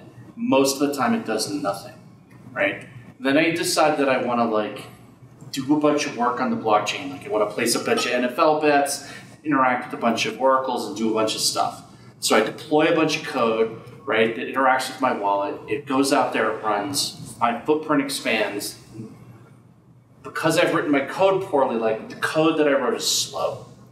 So it takes a long time to complete, and during that time, I'm paying rent, right? No, I don't know what you mean by it takes a long time to complete. When you deploy something, we're going to run it to quiesce. We're going to produce trace. Literally mean that it takes a long time. It generates a lot of consensus finding. It takes longer. Well, no. So if we're running to quiesce, if we're running to quiescence, then all of the races are decided by one validator in the block, and we just. And we pick which validator's choices we like best. Let's run down that NFL, okay? So let's say somebody that can't get to Vegas and they want to go ahead and put a stake against who wins the Super Bowl before the season starts. So now that's crazy contract has got to stay around for months and months and months. Well, yeah, but that's okay. That's and so then you've got rent that would go up, right? It's not. Yeah, you would have to pay rent, but you would expect that once your bet was placed, it would reach quiescence. It's not doing anything else till later. And it's not like taking up or having to pay rent in a tubal Yeah, you space. have to pay rent. Because it's not running. You only pay rent when you're not running. Right? Once you So I'm in the tubal space. Think of it like a chess clock. All right. Yeah. While I'm not in the tubal space, all right, my operational time is ticking. Okay. And then when I get put in tubal space, the other person hits a clock and the other side starts ticking. Right. So tubal space, one clock, executing another clock. Right. Okay. And those are sorts So of rent is what's charging me when I'm not running. Okay, Yeah. It's rent is. and when I'm running, when even you're if you not. have to find consensus on me that I'm still running, so you're charging me flow for the execution. Yeah, so what I'm proposing here is that if there's a decision that requires consensus, we run you all the way to quiescence. Right, and in fact, even if you were to design the protocol that way, all the validators would do it that way anyway, right? Because they wouldn't want to spend the time jerking off trying to figure out which of the which traces was right. They would just agree on the first one that looks reasonable, right? Because it's a lot of work to try to argue about it. Yeah, and It seems like heavily dependent on how we choose the validator that gets to decide. It's just sort of who you heard a reasonable answer from. Assume that you have a bad actor in the validator pool, right? And that people are writing shady code, so there are a ton of races. So Joe, It's more like let's say the network has 100 validators in it. Sure. You send what are you going to do? Send your transaction to all 100 at the same time? No. You're going to send it to 3, right? Because 3 is the magic number. And so you send it to 3, and the other 97 all hear it from somebody else, right? And when they hear it, they're going to get it with a trace. So they're just going to take the first trace that looks good and be like, I vote for this one. Yeah, even if they're Right? Because it's the easiest thing to do. If they have to do anything else, then they have to stop and think. yeah, No, I get that. Yeah. so no. I think you have a mistaken notion. Race winners are non-deterministic. They are not fair and they are not secure. And if you need that, you are writing your rolling wrong. Okay, but Race winners are not fair. there are races everywhere. Yeah, race winners are not fair. Even a wallet contract has races in it. Okay, repeat the soothing mantra. Race winners are not fair. They're I'm just non-deterministic. Then I'm saying that I don't know, it's kind of hard to reconcile those two facts. No, That's all I'm saying. it's just fine. Because If you want you fairness, don't get to say that. No, I know how to write code so that it doesn't matter. So How about if you were to take this like from a rhetoric or debate side, you have to like fully understand his side of the argument or completely dismantle it. So he wants to say that there can be race conditions. You're saying no, but you haven't disproved that there cannot be these basic race conditions. There are race so you got to prove conditions. that. Hold on, this is what I'm saying. All right, going back to your example, right? 3 guys. Okay, I send out my transaction. Okay, say my transaction has like a bunch of like serial races in it. Okay, one of those guys is going to choose the outcome. Okay, this guy says, "Hey, I have an But each opportunity choose here." an outcome and then broadcast it to all their neighbors, right? But no, we're saying that one did. Right? No. Because But one of the them's serial No. race- serial race. No, that's not what he's saying. What he's when each of the nodes that you send a transaction to receives your transaction, they will each calculate a trace. They'll run it to quiescence, and then they'll broadcast that to the network, and the network will then select one of the 3, right? Cool. Is that right? Is that what you're saying, Kyle? Yeah, that's what I'm saying. So you can't have a namespace. Right. So at the end, they will finalize right. So they one. all, so they still all have to run the program. They still all have to just do the action. Or free ride, but whatever. Yeah. I mean, they're going to verify that the traces that they got are good, right? Right. So as long as no single actor knows that its trace is going to be the one chosen, then it's safe. That has to be the non-deterministic part. That's right. It's safe and it's not fair. Yeah. It's not fair. You can't It's make, not fair. There's no fair scheduling in the blockchain, sure. But it's safe if it's non-deterministic, even from the perspective of the people producing the trace. Yes. Okay. See, It's You want to secure. arrange it so that like even there are ways to write your code so that it doesn't matter if the only malintent the validator has is he's going to look through your races and pick the winners, right? Like you want to write your code so that it's secure against that, and it's not actually that hard, right? Like because like if you have a wallet contract and you deploy one transaction, guess what? There's no races. The only time it's going to matter is We're listening. Keep going. right, like, or if I send money to 3 people and I have enough money to cover it all, guess what? It doesn't matter which trace got picked. They all got paid. that reminds me of another point. Right? Like, it's only when you're trying to double spend that it really matters. Like, well, this guy got paid and this guy didn't. So don't do that. That's the first thing you're going to do, Kyle. Bugs are expensive and blockchain. All right. So Okay, right, so like, if you don't have enough money to pay your car payment and your rent, don't try to pay both. Yeah. Just pay one. You must have a 700 credit score to join this blockchain. All right. So it sounds like there's clarity on that. Is that right? I'm leaning towards run to quiescence. It has the simplest model, right? Like, we can tell when we're done, right? Like, we can refund everybody. What's the alternative proposal? The alternative was is storing or producing a Merkle-Trie out of gas turbines. I like this model. It's simple. How does if I'm still interacting with the tuple space, and I do it's like say that I'm not interacting with something that exists in NP, right? But in P part Q, and they're being evaluated separately, and I have a send here and receive on the other side. Concurrently, so no assumptions on execution order, and that my send is executed, right? And that there's a delay on this side, so that the receive is delayed. Okay, we're going to recognize that the queue's empty, so we're going to think quiescent, but the receive could still execute. No. So you could think of it as you're going to use concurrent points, right? I want you to model this as serial deployments, and we can use some smarts in the tuple space to go like, oh, the A commutes with B.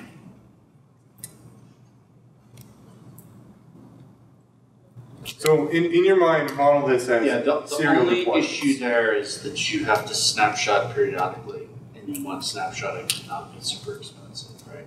Yeah. So as long as your commuting thing doesn't keep, like like as long as commuting like that doesn't cause snapshots to get deferred for too long, then it'll work. So right? the thing is if Q arrives and it interacts with something here, we have to finish here before we can run that particular part of Q. So the continuation that was. But only if P is still running and it's touching channels that Q touches. Then that's the part that you have to order. That's the thing that Roland gives us, is it can tell us when things commute and when they don't. Sorry, I still don't know the answers to that. How does And that- the queue being empty Can I ask a question? reflect the fact that this receive will not be received? No. So Kyle, the reason that they commute is because the keys don't overlap in the tuple space, right? Do you understand that? Like, Oh yeah, they have environments. Yeah. no, not environments. no, it's Relax. much simpler, right? Relax. I never relax, you know that. The keys overlap in the tuple space, Yeah. right? If they Then don't overlap, commute. they can't interact. Yeah. Right? Okay, so if Q comes along, so no, not this Q. If right, like right, like I have to order deploy P and deploy Q in some sense, but if they don't interact, it doesn't matter what order they were in. Yeah. But if as soon as there's an overlapping key, now we have to order them. And the relative order to is each other. whichever one we saw first, right? It's not fair. We don't pick it like we don't give both of them the opportunity to fit first. We literally just choose the one that was first when we got it, right? So order. Okay, so yes. So we run, so in some sense we get the same effect as if we ran them serially. So if that helps your mental model, just think of we're running deployments serially. Okay. There's ways to, there are tricks to speed it up so that you get the same result, but you don't have a giant log. And those tricks will be implemented in English. Yeah, and the trick is that like, if there are not overlapping keys, it doesn't matter. But that doesn't answer because it's like say they do interact, right? This is P, right? And over here. Okay, then in your mental model, use serial deployment. But then you say that if they do interact, then you're like we causally list them. Right? Yeah, we Okay, list them in the order. We use a serial deployment. We run P all the way to quiescence before we touch Q. All right, so P has to execute. Let's just say that P is a bang. Okay, so boom, it's put in the tuple space T. Use 7 because we have Q over here, and we have and Q and Q. and Q. Yeah, all right, don't use. All right. Okay, so we have X going to 7. 7. All right. Now this is now the Q is empty. Q is empty, so quiescence. All right. Yeah. But it doesn't. So when you get quiescence, you send a block. Yeah. Or you get when you get some number of quiescences, you send a block. And then I guess this answers the question of how much code to pay for. Exactly. Yeah. And so your Q's empty. Yeah.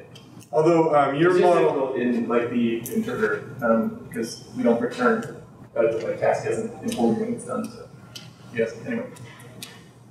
Or you can.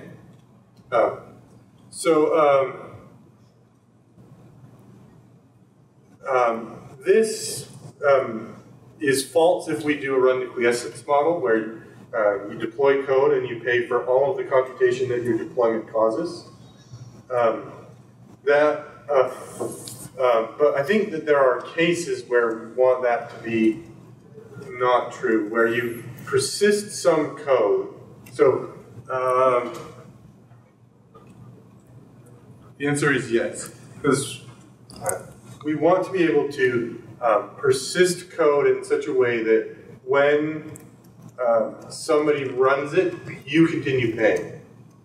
And that's the difference between the contract invocation and the plain set. So the answer to this question is yes. I had to remember the answer, sorry. It's not converted from rev every time a new pull. Every time a new block. Shouldn't be, because we should maintain the essentially. So when I do the deploy thing, and I just carry the flow, it's not going to be necessarily that we only have flow. We likely have to carry like other information, wallet address, conversion rate, right? So you shouldn't need tie it to the intuition about Ethereum, right? Like in Ethereum, there's no information about gas in the blockchain. No, it only exists during execution. Right, right. So what you're suggesting is that there's information about flow on the blockchain. It's not just a measure function. Yeah, we would have to, in order to do what you propose, where this are different, and this are different. Right? If I deploy a 4, and in terms of quiescence, it's sitting in the tuple space, and then we can produce a block, right? If I'm paying for whatever happens when this gets a result, then the information about how to charge me has to be in the block. As a persistent form. And it's not just my wallet, my No, not even just a linear form. Okay. It could be the same information you supplied when you deployed, right? Like my wallet. 0x wallet and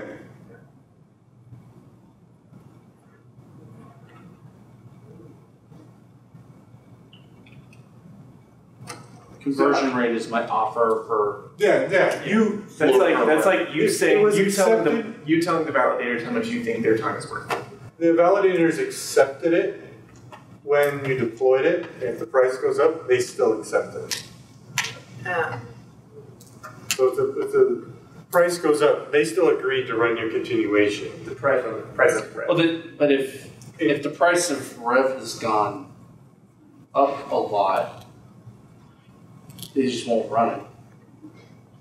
Really? They shouldn't. No, you should do it by the same. You should just maintain the flow. You should be able to provide some sort of like. Yeah. What's I don't understand. I don't understand the point of converting back to Rev. I guess if, no. So the whole value was subtracted as flow. Yeah, so you would have the 4 and just some.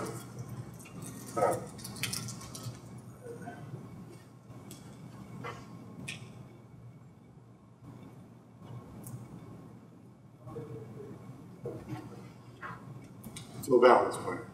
Oh, pointer. Yeah. Right, like, because there might be more than one thing that's suspended pointing to that. Right. So all right. So that takes care of price fluctuation. If you maintain this counter, right, this value. But now I have to keep track of everyone's flow all the time, forever. That's part of the term. This is like what happens when you try to take like process calculus and treat it like it's confluent.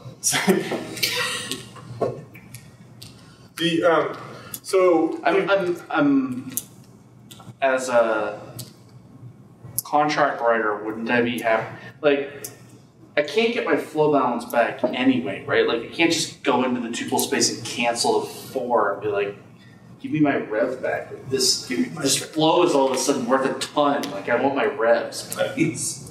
Right? So I can't do that anyway, right? So I'm subject to fluctuation. This doesn't actually solve fluctuations. It always just reverses the direction that I care about, right? Like where before it was like the validator. When it's converted back, yeah. Yeah, so the validator would stop. And it's better to just do it with the conversion rate, because then the validators can say, look, there's a bunch of contracts in here that paid when things were one way. Now the regime is different. We're just not going to run them anymore. We'll just garbage collect them because they'll never be able to run. They don't have enough. They didn't offer enough, right? And then the authors can come back and redeploy if they want to. Well, the problem with that is they might have unforgeable names in them, so you literally can't redeploy. And you don't need to necessarily make it. It doesn't have to be the price of Rev. But like you're not gonna, if the price fluctuates while you're running an Ethereum contract, right? I mean, no matter what, it doesn't matter if you attached it to the contract or not. The price is dropping, right? So as long as you give a conversion rate and the quantity of Rev, you don't have to give. You're going to get like the same amount back either way, regardless of what the price of Rev is. You're going to get the same quantity of it back. Yeah, but the amount of compute I actually got will be different, right? Like if the going rate for flow, right, drops, so that so one option is to take this, or is to just run it to quiescence and do sender bait, and like make it so that you can like arrange an address to pick up some more. Or like I want to like. How does sender bait take care of like? No, the deployer pays, right? Like, well, this if we run to quiescence and you pay for all the computation that was required to run to quiescence, then this becomes a no and Nash becomes happy. Exactly. Flow is just an accounting. I thought block to block was like arbitrary anyway. I don't know what that means. Like we said, we don't have a decided block size, right? Yeah, but we can say that what it means is that you're not writing it as like flow balance information isn't part of the transaction flow, right? You're not actually writing it to other nodes. Everyone is able to calculate based on the transactions that they see what the flow balances are, and they get converted back to Rev before you send anything, send any more transactions, right? Yeah. So And the issue is like, you don't want to, like, the blockchain is slow enough already. Don't load it down storing a bunch of extra data that you don't need, right? People have to tell you how much they're willing to pay, right? So they have to give an exchange rate or something like that, right? That's been your model all along. So that's just one number, and it's in the deploy contract or the deploy transaction anyway. Yeah, but I don't understand how like the deployer pays things to work. Like if I deploy a contract definition, does that mean that I pay for the contract? No. So when you deploy a contract definition, unless somebody has sent on that contract name, you're immediately quiesced. So you're just paying rent. Yeah, your deployer pays until quiescence. But the argument all along has been that like sender pays, and I thought we got to a state where we were like, you can pay either one can pay. Well, if you do that, you have to do this. Oh really? Yeah. If you want the sender to pay. If you want to be able to match these up, right? If I am able to do, so the contract is the one that you want, right? Somebody deploys a contract, right? Like that has no side effects until it's invoked. So then I come along and I deploy code that invokes the contract, and I pay for all of the computation that falls out of this. That's exactly fine. It's the other one, it's this one and this one that solve the problem, right? I want to be able to send data, right, where I don't pay for the resulting computation. That's what Mike wants. And so in order to do that, like if I'm not paying, and I have to have it written down somewhere, who is? And it's right here. That who is the person who invokes. No. So if contract means that when I invoke it, I'm willing to pay all of the side effects, and for means that that when I invoke it, I'm not willing to pay the side effects. If there's a for in the tuple space, then in order for the resulting continuation to execute, you have to store it. You have to have stored who's going to pay. Yeah. Or it's just not, or because if I say I'm not willing to pay, and there's no information about in the store about anybody else being willing to pay, then it's just never going to execute. You can think about it like each term inside a deployment, inside of an expression, as being like its own tiny little contract, right? And so for each term, right? Yeah, I mean, you just want to like store the same information essentially. Otherwise, they can't be independent. Okay, that's fine, I guess. So, I guess we'll write it out. So be it.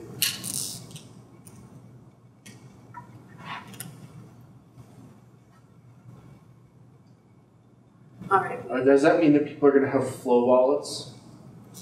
I don't. No. It'll just be that we can make it so you never get it back. But like, can we just have a flow balance associated with the term so that we know that like you aren't ripping us off when we execute the continuation? I never get my flow back? Never. So well, if we're running to quiescence, then you should be able to. That was the only limitation. Well, no. The problem is if you run to quiescence and quiescence includes this, you can't get it back. But can still get the root back. So if you're quiescent, right? Like now, if it is the case that you didn't produce any of these and any of these, then maybe you can get it back. Oh no. That's awful. It's not like actually quiescent. Like the deployment. The deployment. Like with respect to a given deployment, the thing is quiescent. Yeah. So we have a state, and then we have a deployment, and some number of reductions can occur, and then we have a new state. That is quiescence. It's a straightforward model. But like, if we're going to allow this right here, this one and this one, and your new quiescence includes more of these, then we can't give you your flow back. I mean, maybe until that term. I mean, you can't, until they're all gone. You can't like once the term of this for reduces entirely to nil. So once the continuation quiesces, so once essentially all that works, that's cool. So if there's any left at the end of like all your reductions, so when it finally reduces to nil, if there's any left then you get it back. So you're incentivized to write reducing processes. Okay. And that doesn't get my change. Yeah, and that doesn't. then you Okay, can so it's like locked in the tuple space. If I don't ever get my change, it's because I left something lying around. Right. And eventually the rent just ate it up, and then It's a security feature, actually. Yeah. Well, and also it incentivizes people to clean up their rooms. Yeah. There, oh my gosh. Things are wrong. Thank you, Jordan. Okay. The other group has wrapped. But we're just Yep. sorry, one No, more you're thing. fine. I take that as a compliment. But these still have the same semantics as I lined up earlier, right? Like they still say separate and like we still thread the thing through. Yeah, Now we just know when. Now we just have the quiescence idea, so we know when to terminate, right? Or when to refund. Because I think, like the contract is stored in the tuple space without any flow, so we can't. yeah. So when this executes, we pick back up this flow balance and we reduce it and we put it back. Yeah. Okay. So same idea, but now we have quiescence, which is good because possibility of refunds. Well, no. This is The refunds quiescence. change. Yeah, change is not quite the same as quiescence. So change is when there's nothing out. You get your change back when there's nothing. When a process is run to tuple space and there's nothing left outstanding in the tuple space that references your flow balance. Well, So this becomes trickier across namespaces. when could you wait? But It's a good thing you kept the single namespace. The idea is so simple.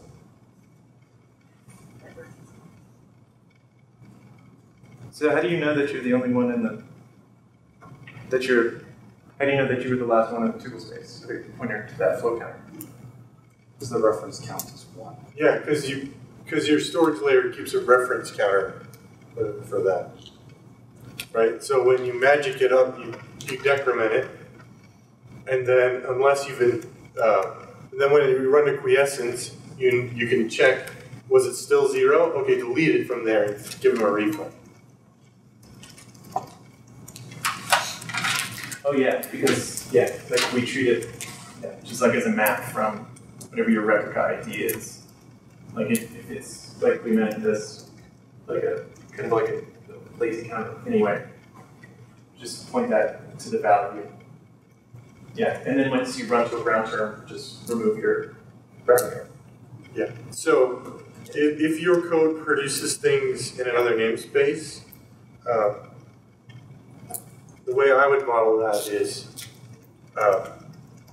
that your reference count remains 1 until you hear back from the other namespace that they've gone to quiescence.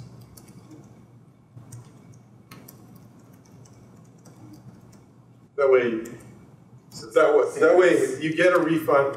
No, that way you get a refund from the namespace in which you deployed the code when they hear back from all of the namespaces to which they deployed code on your behalf that you deserve a refund. I don't think.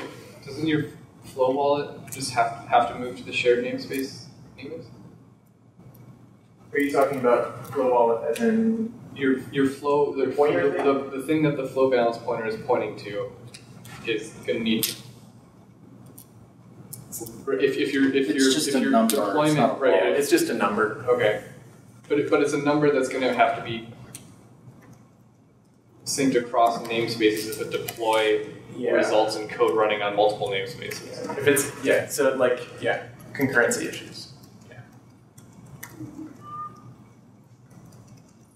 And you have to. So that's interesting. I defer to somebody else's judgment, by the way, as to. I'm liking this less and less, and this more and more. What more? Which list is this? I'm liking this, like being able to say, like, I will pay for the result of this continuation, less and less, and this more and more. This sender always pays. No. That you just deploy, you pay for all the computation until quiescence. Right? That interferes with my data feed, but yeah. I mean, it makes everything reactive essentially. It's undesirable to design your programming language to run in such a way that it encourages people not to write very common kinds of applications for your programming environment, right? Like a data feed is a pretty natural application for rolling. Where like I would like to produce. I mean, essentially, how would you ever support an Oracle? You can't support a data feed, right? An Oracle is just a thing that's like it's gonna find some chunk of information in some canonical way, and then it's going to send it on a bunch of channels that want to know when that information is available, right? If you can't support that, if like the Oracle has to pay, no one will ever write Oracles. So don't do that. Well, I mean, it is a little bit more complicated to sort of deal with, but I think you need the richer approach to. Could you create a region for Oracles and then have the people in that region decide that there would be no cost for those data feeds? Since we agreed earlier that the owner or the creators of a region could also come to an agreement on what the costing structure would be. That might be the way to do it. I don't think that's what's in the function. But maybe. I think I have to go home and get to it. You also assume that consistency is counter. Why do we keep? Here's what I like. The question I would ask you guys is: can you identify why it is that we keep going back and forth? Right. So I roughly approximate that it's been 10 weeks since the sender pays idea sort of first surfaced and started getting debated, and it doesn't feel like we're any closer to an answer as to which we do. So I would disagree. And okay. Here's why. It's like because essentially what we're saying now is it's like that everything that I laid out before works, right? If we have a run to quiescence model, then now we can just eventually say that you may get a refund. And having an idea as to like having a notion of when a computation like terminates officially is very useful. So I would consider this only progress. Okay, so your proposal is basically deployer pays. Yeah, deployer pays that's for right, everything pretty until their deployment is done. And a contract invocation links the contract to the deployment. So when I invoke someone else's contract, I definitely pay for it. Yeah, definitely. Right. Deployer pays goes with contract. Hold on. Let me just. It would be nice if we could do it both ways, right? So in sender pays, it's like I can't receive messages that I pay for. In your model, I can't deploy data to the blockchain that I don't pay for. No, right? You can't. The contract. No, but even with contract, if there's something... I just want to tell somebody about some interesting information that they've agreed to pay me for. We have to stop. We have to go downstairs. Yay. Can we press pause on this one? Let's we'll resume this computation later.